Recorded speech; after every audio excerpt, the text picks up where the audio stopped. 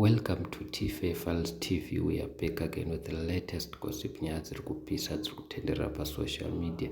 Several people injured.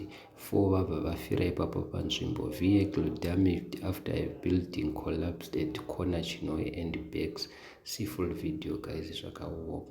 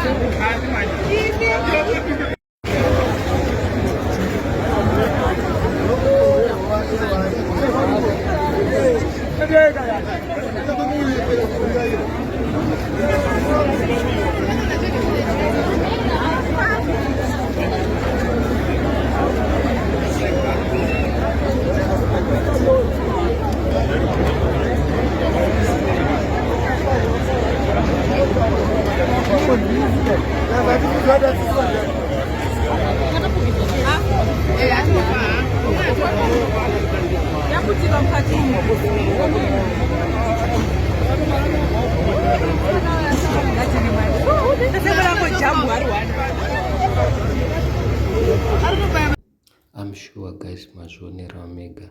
4 vanhu vabva vafira ipapo panzvimbo, mota dzafa, vamwe vanhu vakuvara, asi vazukuru vambuya nende vataura zvinhu zvakawanda zvakasiyana-siyana vachiti aiwa problem ndeyekuti city council ndo vanofanirwa kuti taite vaongorore, vafambe vachiona kuti mabuildings ari right ndeapi neasiri right ndeapi, kuitira kuti vaite renovation, because nezvi mukatarisa acharamba achingopazika mabuildings, vanhu vachifa, saka zvina kunaka. So guys, handisi tunoti kuti muri kubvumirana nezvikutaurwa nevanhu here. Thank you so much. Don't forget to subscribe.